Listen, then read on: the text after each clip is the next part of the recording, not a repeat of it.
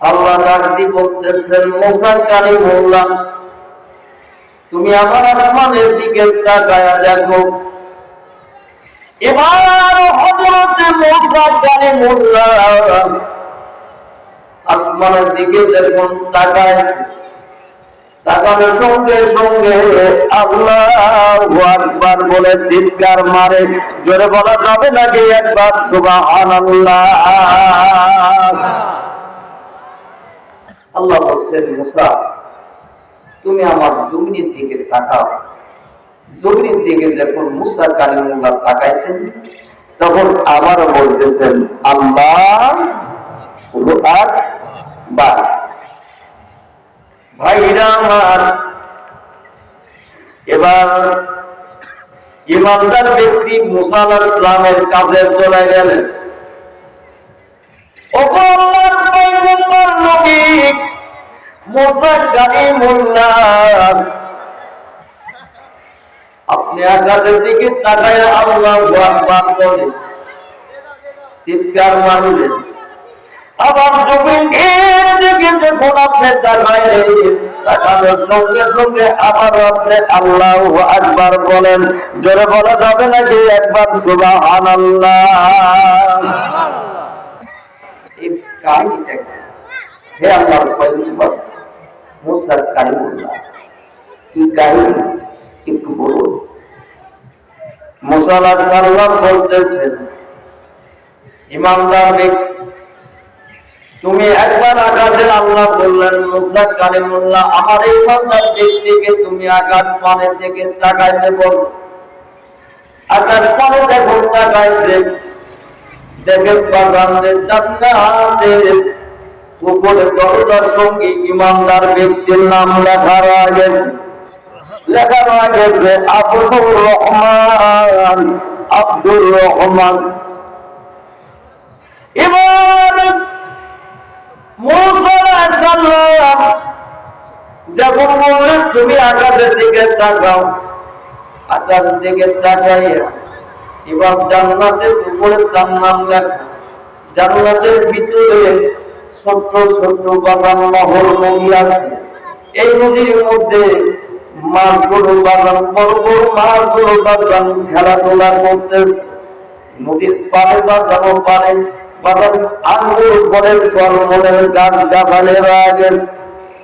আল্লাহ বলতেছেন, ইমানদার ব্যক্তি তোমার কোনো টেনশন নাই, আমি আল্লাহ তোমার জন্য এগুলো আমি আল্লাহ রাব্বুল আলামিন বাজেট করে রেখেছি। জোরে বলা যাবে নাকি একবার সুবহানাল্লাহ? হে মুসা, মুসা আলাইহিস সালাম বলতেছেন, আপনি কি দেখলেন? বললেন, আমি দেখলাম যে বেহেশতের মধ্যে আল্লাহ একটা নদী, ছোট্ট ছোট্ট নহর আর নদী আছে। নদীর মধ্যে বড় বড় মাছগুলো খেলাধুলা করতেছে। কি সুন্দর দৃশ্যগুলো তাকায় দেখতেছে।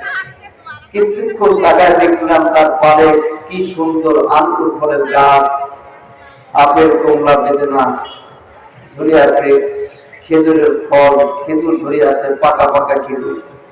জান্নাতের ভিতরে যে খেজুর হবে, ভাইরা আমার, বিশাল বিশাল খেজুর। এই খেজুরের দৃশ্যগুলো আমাকে দেখাতে যারা বলতেছেন, হে ইমানদার ব্যক্তি, হে আল্লাহর বান্দা, তোমার জন্য আল্লাহ পাক এটি রেডি করে রেখেছেন। জোরে বলুন সুবহানাল্লাহ। ভাইরা আমার, ইমানদার ব্যক্তি এবার জমিনের দিকে তাকাইলেন। জমিনের দিকে তাকায় দেখে বাজার যে একটা বিশাল বাজার জাহান্নাম রয়ে গেছে। ওই জাহান্নামের ভিতরে যে পুকুর আছে, পুকুরের মধ্যে সাপ, বড় বড় অজগর সাপ রয়ে গেছে। জোরে বলা যাবে নাকি একবার নাউযুবিল্লাহ? বড় বড় সাপ জিজ্ঞাসা করতেছে।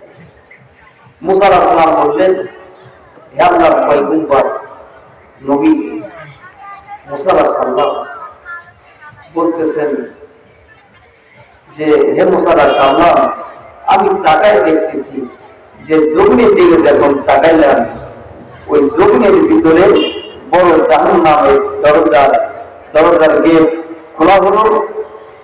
জাহান্নামের ভিতরে বড় পুকুরটার ভিতরে অসংখ্য বড় বড় সাপ আর বিচ্ছু দিয়ে পরিপূর্ণ করে গেছেন।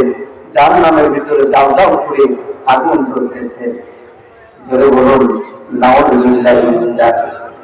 মুসা আলাইহিস সালাম বললেন, তোমার জন্য আল্লাহ পাক বেহেশতে দিবেন, আর এই কাফের ব্যক্তির জন্য দিবেন আল্লাহ কি দিবেন? জাহান্নাম দিবেন। দুনিয়াতে বাদাম দিক কিছু শ্রেণীর মানুষ আমরা বলি না যে নামাজ পড়ি বেটা তোমরা পাও কি? আছে না এরকম? নামাজ তোমরা পড়লে কি হবে? তোমাদের চাইতে আমাদের মন ভালো আছে, আমাদের ঈমান ভালো আছে। যে ব্যক্তি নামাজ আদায় করে না তার মন কি ভালো থাকার কথা? আরেকটু করে বলেন, ভালো থাকার কথা? কখনোই নয়। যে ব্যক্তি নামাজ পড়ে না তার ঈমানও নাই। আছে নাকি? ঈমান নাই। ঈমান আপনার নামাজ যে ব্যক্তি পড়বে না তার ঈমানও থাকবে না। নামাজের প্রতি ঈমান থাকবে। বদমাইশ, খবরদার, নামাজে কখনো ঠাট্টা বিদ্রোহ করা যাবে না। আপনি নামাজ পড়ুন না, আপনার মন ভালো আছে। রাসূলুল্লাহ সাল্লাল্লাহু আলাইহি ওয়াসাল্লাম বলেছেন, যেই ঘরের মধ্যে মানুষ বাস করে না সেই ঘরে থাকে কিনা? শয়তান। যারা বলে কে থাকে? শয়তান। শয়তান থাকে। যেই ঘরের মধ্যে মানুষ বাস করে, যেই ঘরের মধ্যে কোরআন থাকে, আল্লাহ থাকে, রাসূল থাকে, সেই ঘরের মধ্যে শয়তানের বাবাকে 14 গোষ্ঠ ওই ঘরের মধ্যে থাকতে পারে না। এই জন্য নামাজ কখনোই ছেড়ে দেবেন না। 3 শ্রেণীর মানুষের নামাজ মুসল্লি আছে, তার মধ্যে 1 শ্রেণীর মুসল্লির নামাজ আল্লাহর দরবারে কবুল হয়। সেটা হলো বাদানদের ভয় ভীতির সাথে যারা নামাজ আদায়। আল্লাহ রাব্বুল আলামিন কোরআনুল কারীমের ভিতরে तमाम পৃথিবীর মানুষদেরকে আল্লাহ জানায়া দিতেছে। তাহলে হযরত আব্বাসকে জানায়া দিলেন, আব্বাস, আল্লাহর নবী বলতেছেন, চাচা, 1 নাম্বার হলো আপনি আল্লাহর ঘরে যতই আপনি খেদমত করেন না কেন এটা কোনো কাজে লাগবে না। আপনার 1 নাম্বার হলো আপনি আল্লাহর উপর ঈমান আনা লাগবে। 2 নাম্বার হলো ওয়াল ইয়াউমিল আখির, আখিরাতের উপর ঈমান আনা লাগবে। 3 নাম্বার হলো আকিমুস সালাত, তোমাকে নামাজ আদায় করতে হবে। আর 4 নাম্বার হলো ওয়া আতা যাকাত। জোরে বলা যাবে না যে একবার? আল্লাহু আকবার। 4 নম্বর হলো নামাজ যখন তুমি আদায় করবে, যাকাত যদি আপনার ফরজ হয়, ওয়াজিব হয়, যাকাত দিতে হবে। ভাইরা আমার, তাহলে সম্পদের হিসাব করে যাকাত দেওয়া লাগবে। আপনি নামাজ পড়ে যাকাত দেন না, আসলে এরকম মুসলিম নামাজ আমি 5 ওয়াক্ত পড়ি, তাহাজ্জুদের নামাজ আদায় করি বাবা, কিন্তু যাকাতের সময় হলে বাজার আমরা হিসাব করে যাকাত দেই। ও বাবা, যাকাত যদি আপনি না দেন, সারা জীবন ধরে যদি আপনি নামাজ পড়েন, এই নামাজ আল্লাহর দরবারে কোশ্চেনটার কোনদিন কবুল হবে না। জোরে বলা যাবে না যে একবার সুবহানাল্লাহ। এটা গরিবদের হক, গরিবদেরকে আপনি ফিরাইয়া দিতে হবে। আল্লাহ বলেন, সম্পদ আমার, আমি তোকে দিয়েছি। আমি আল্লাহ করে বলতেছি আকিমুস সালাত, নামাজ যেরকম ফরজ ঠিক অনুরূপ ভাবে যাকাত দেওয়াও ফরজ। তোমাকে যাকাত দিতে হবে। ভাইরা আমার, 3 নাম্বার 4 নাম্বার হলো 4 নাম্বার যাকাত, আর 5 নাম্বার হলো আল্লাহ বলতেছেন, আল্লাহ রব্বুল আলামিন 4 নম্বরে আল্লাহ বলতেছেন, হে রাসূল, রাসূল বলতেছেন, হে রাসূল, আল্লাহ বলতেছেন, হে রাসূল আপনি বলে দেন আপনার চাচা ওয়ালাম ইয়াখশা ইল্লাল্লাহ। জোরে বলা যাবে না যে একবার আল্লাহু আকবার। আল্লাহ বলছেন, হে রাসূল আপনি বলে দেন একমাত্র আল্লাহর ভয় ছাড়া দ্বিতীয় কারো ভয় বান্দার অন্তরে থাকা যাবে না। যেন বলেন আল্লাহর ভয় ছাড়া কারো ভয় থাকা যাবে না। তাহলে আপনি প্রত্যেকটা কাজ, ফজরের নামাজ পড়ে যখন আপনি বের হলেন, একটা রুটিন তৈরি করে নিলেন, রুটিন তৈরি করে নেওয়ার পর সারাদিন আপনার কর্মসূচিটা কি, সেই কর্মসূচি আপনি বের করবেন। ইমাম গাজ্জালী রহমাতুল্লাহ আলাইহি বলে, তুমি যদি এরকম রুটিন ফজরের নামাজ পড়ে রুটিন যে ছাত্রটা রুটিন অনুযায়ী লেখাপড়া অধ্যয়ন করে তার লেখাপড়া ভালো হয় না খারাপ হয়? যারা বলেন ভালো না খারাপ? ভালো হয়। সে A+ ভোল্টেজ দিয়ে পাস করে বের হয়ে আসে। আর যে ছেলে রুটিন ছাড়া লেখাপড়া করবে, লেখাপড়া কতটা ভালো রেজাল্ট করতে পারবে না। সম্মানিত হাজিরিন, রুটিন অনুযায়ী তুমি নামাজ পড়ে বের হও, জহরের নামাজ আদায় করো, আসরের নামাজ আদায় করো, মাগরিব ঈশার নামাজ পড়ে আবার এই রুটিনটা তোমার মিলাইতে হবে কোন জায়গায় ভুল আছে কিনা। সুবহানাল্লাহ বলেন। একটু জিকির করো, লা ইলাহা ইল্লাল্লাহ, লা ইলাহা ইল্লাল্লাহ, লা ইলাহা ইল্লাল্লাহ, লা ইলাহা ইল্লাল্লাহ, লা ইলাহা ইল্লাল্লাহ, লা ইলাহা ইল্লাল্লাহ মুহাম্মাদুর রাসূলুল্লাহ। সকলে পড়ুন সাল্লাল্লাহু আলাইহি ওয়াসাল্লাম। ভাইরা আমার, তাহলে আল্লাহর ভয় ছাড়া দ্বিতীয় কারো ভয় ভিতরে রাখা যাবে না। কোন এমপি, কোন মন্ত্রীর ভয় দিলের মধ্যে রাখা যাবে না। যিনি আপনাকে আমাকে সৃষ্টি করেছেন সেই রবের নাম কি? আল্লাহ। আর একটু জোরে বলেন আল্লাহ। আর একটু জোরে বলেন আলহামদুলিল্লাহি রাব্বিল আলামিন। জোরে বলা যাবে নাকি একবার আল্লাহু আকবার। আল্লাহর ভয় ছাড়া দ্বিতীয় কারোর ভয় দিলে রাখা যাবে না।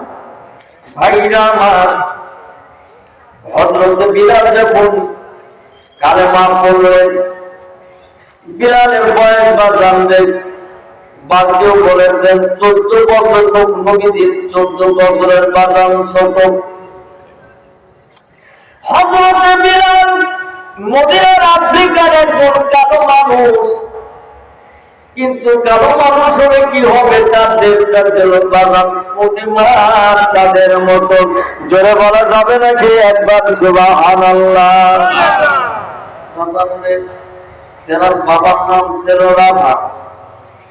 এবার তিনি কখনো বাজার অন্যায়কারীদের সঙ্গে তিনি ওঠা বসা করতেন না। সমাজে ভালো মানুষের সঙ্গে তিনি ওঠা বসা করতেন। হযরত বিলাল উমাইয়ার ইবাদত ছিলেন। ও ছাগল লম্বা করে বাজান উমাইয়ার রাখাল হিসাবে বাজান তিনি পালন করতেন।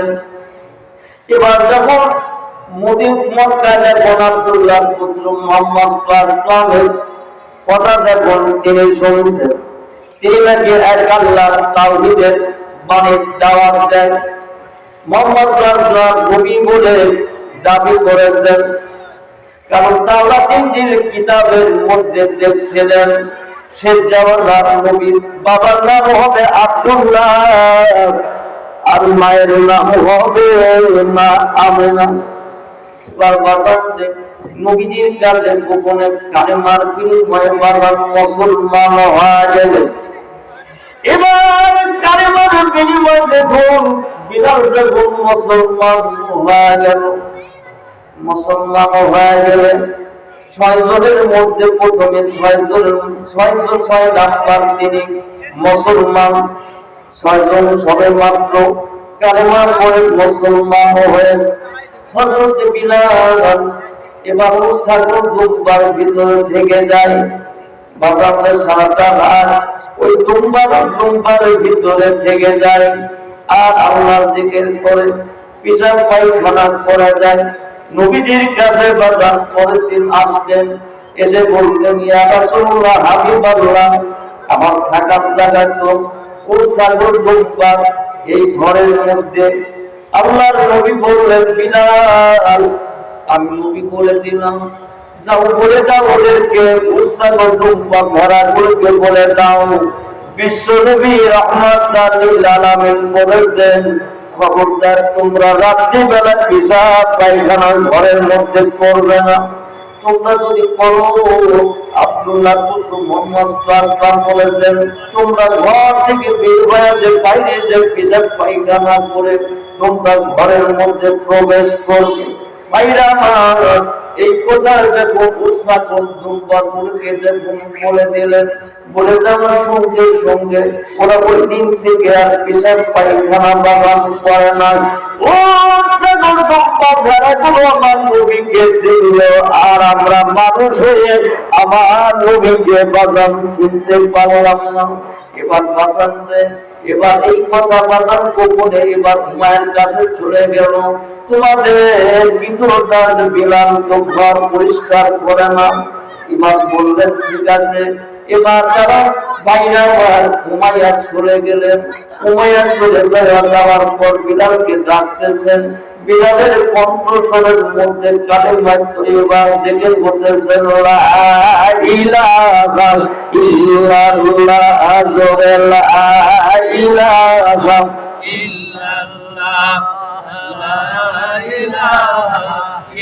লা ইলাহা ইল্লাল্লাহ মুহাম্মাদুর রাসূলুল্লাহ। সকলে বলুন সাল্লাল্লাহু আলাইহি ওয়াসাল্লাম। উমার ডাকতেছেন আর বলতেছেন বিলাল, বিলাল জিকির করতেছে লা ইলাহা ইল্লাল্লাহ লা ইলাহা ইল্লাল্লাহ। বিলাল বিলাল দরজা খুলে দিলেন, বিলাল তোমার কণ্ঠের মধ্যে কি যেন আমি শুনতে পাইতেছি। বিলাল বললেন উমাইয়া আপনি আমার মেয়ে, সারা জগৎ ধরে আমি মূর্তি পূজা আপনারা যে করেন এই মূর্তি পূজা আমি জীবনে তো করিই নাই আর জীবনে করবও না। আমি আব্দুল্লাহ পুত্র মুহাম্মদ সাল্লাল্লাহু আলাইহি ওয়াসাল্লামের কাছে কালেমার বিনিময়ে আমি মুসলমান হয়ে গেছি। ইসলামের আন্দোলনের সৈনিকরা একমাত্র আল্লাহ ছাড়া দ্বিতীয় কাউকে ভয় করে না।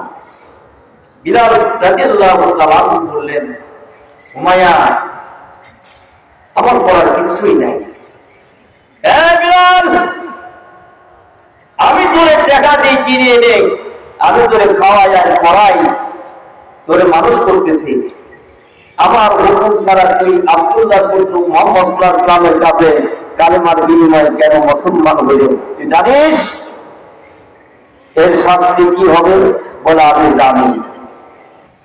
আমার এই শরীরের উপরে তোমরা আমাকে প্রহার করবে, মারবে, মারতে মারতে মেরে ফেলে দেবে, তাতে কোনো আমার অসুবিধা নাই, কিন্তু আমি আল্লাহ এবং আল্লাহ রাসূলকে জীবনে ছাড়তে পারবো না। জোরে বলুন সুবহানাল্লাহ। ভাইরা আমার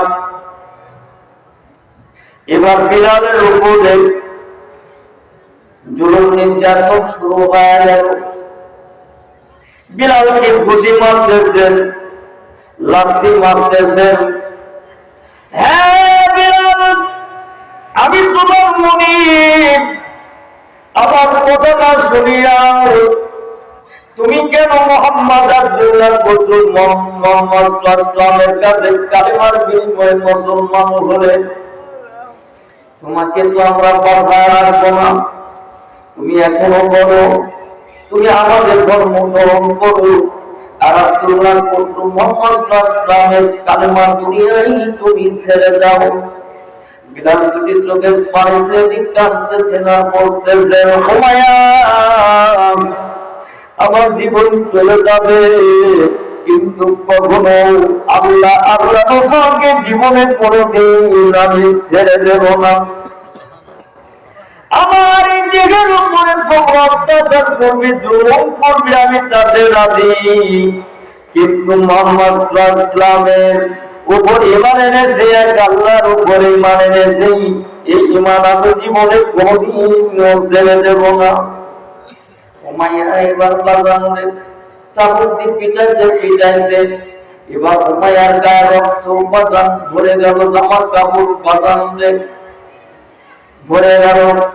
এমন সময় বাজানতে উমাইয়া হাসে গেলেন, আর উনি মারতে পারছেন না। মক্কার নেতাদের ডেকে আনলেন, যুবকদের ডেকে আনি ওরাও বাজান পিটাইতে লাগলেন। উটের সঙ্গে 4 হাত বাহু বেঁধে উটের সঙ্গে বাগান পরের দিন সকালবেলা বেঁধে দিলেন। উত্তপ্ত মরুময় বালুর উপরে বাগানে হেসতে নিয়ে যায়।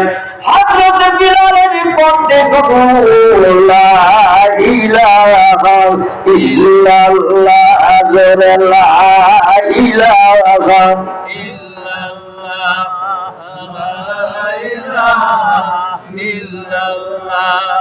ইলাহা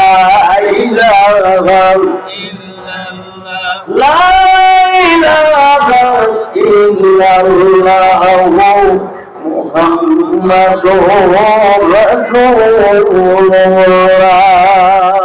সকলে বলুন সাল্লাল্লাহু আলাইহি ওয়াসাল্লাম। হযরত বিলাল দুটো চোখের পানি ছেড়ে দিয়ে বুক ভাসায় কাঁদতেছেন, বলতেছেন মুনিব উমাইয়া, তোমরা যতই মানো কিন্তু আমি জীবনে কোনদিন নবীজির কালেমা জীবনে ছেড়ে দেব না। এই কালেমাকে যারা আমার জীবনে ছেড়েছেন, এই কোরআনকে যারা জীবনে ছেড়েছেন, যিনি রবকে যিনি জীবনে ছেড়েছেন, ওই ব্যক্তি কোনদিন আমার নামাজ ছেড়ে দেবে না, ওই ব্যক্তি কোনদিন আমার নবীজিকে ছেড়ে দেবে না। ওই ব্যক্তি সারা রাত বাগান কোরআন তেলাওয়াত করবে, তাহাজ্জুদের নামাজে বাগান কাটায়া দিবে। জোরে বলা যাবে নাকি একবার সুবহানাল্লাহ? বাজারে সেই বিলালকে বাজারে এত মারতে বিলালের বাজার জিহ্বাটা পর্যন্ত পোড়াইয়া দিলেন।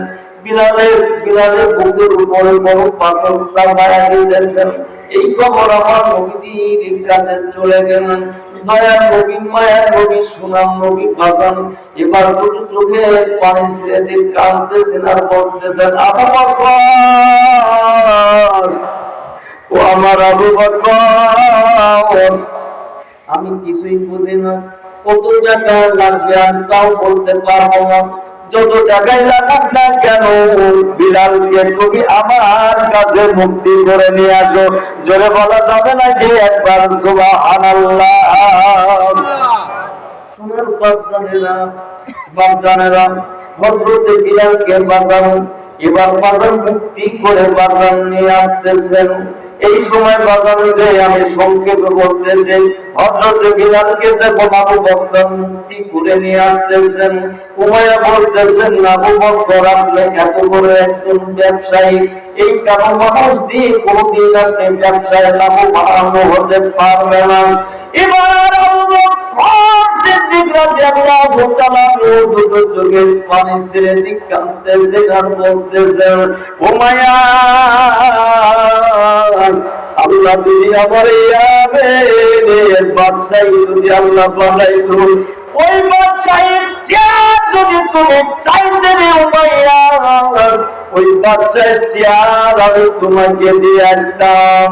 তুমি যদি আমার বাড়ি ঘর টাকা পয়সা সয় সম্পত্তি যদি লেগে চাইতে রে উমাইয়া, তবু আমি লেগে দিতাম।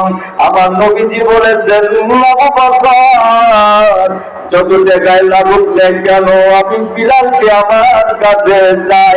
জোরে বলা যাবে নাকি একবার সুবহানাল্লাহ?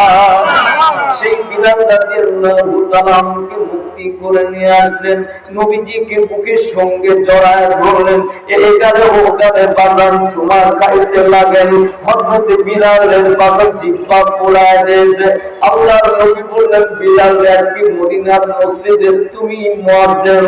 হযরত বিলাল রাদিয়াল্লাহু তাআলা বাজান মদিনার মসজিদে বাজান প্রথম মুয়াজ্জিন, মুয়াজ্জিনের চাকরি বাজান দিয়ে দিলেন।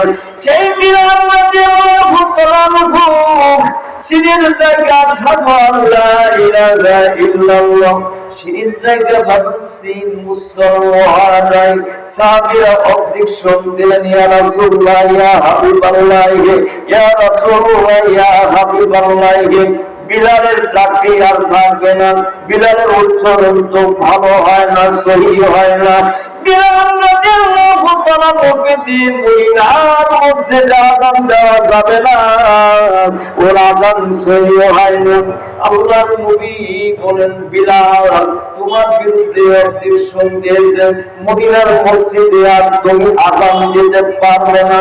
বিলাল দুটি চোখের পানি ছেড়ে দিয়ে কান্দে আর বলে, আল্লাহ গো আল্লাহ, তোমার নবী বলেছেন মদিনার মসজিদে আর আযান দেওয়া যাবে না।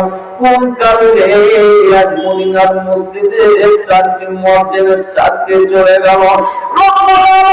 তুমি তো জানো কোন কারণে আমার আযান শব্দ হয় না।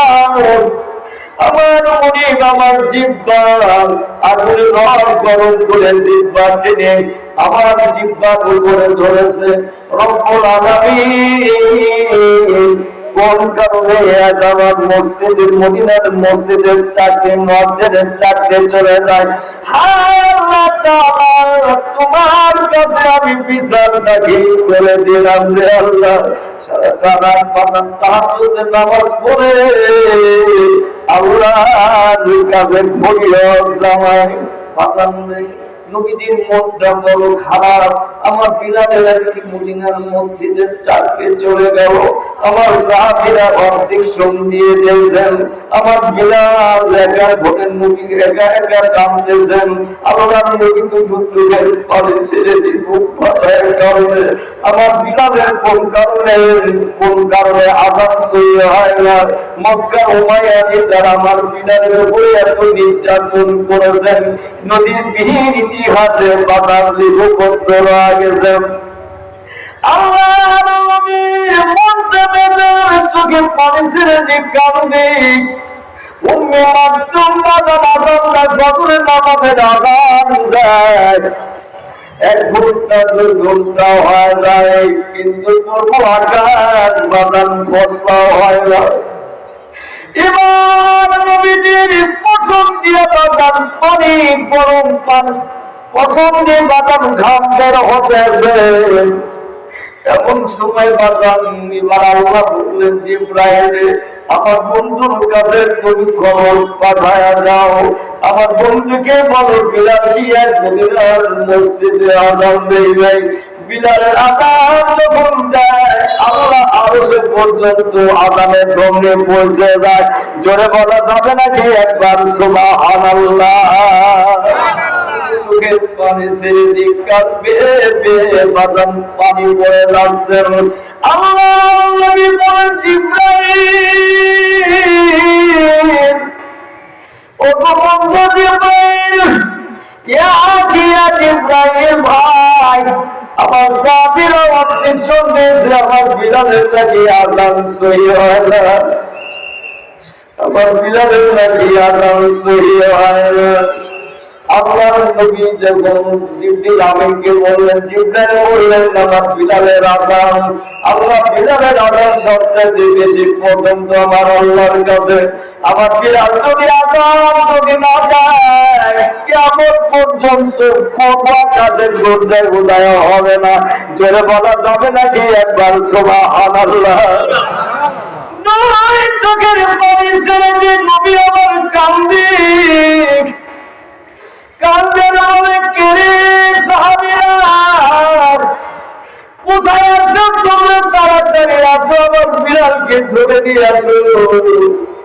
আমার বিলালের চাকরি নষ্ট হয়ে গেছে, বিলালের চাকরি আমার আল্লাহ স্বয়ং দিয়ে দিয়েছেন। বিলালকে ধরে আনা হলো। বিলাল চোখের পানি ভাষায় জামা কাপড় ভিজে গেছে। আল্লাহ নবী বাজানোর বিলালের এখানে ওখানে বাজানোর সময় পাইলেন, আমার নবীজি এখানে ওখানে সময় পাইলেন। ডাক দিয়ে বলতেছেন বিলাল তুমি যদি মসজিদে মদিনার মসজিদে যদি আযান যদি না দাও পূর্ব আকাশ জীবনের কোনদিন ফর্সা হবে না, সূর্য কিয়ামত পর্যন্ত উদয় হবে না। বিলাল তুমি মদিনার মসজিদে আযান দাও, আযান দাও।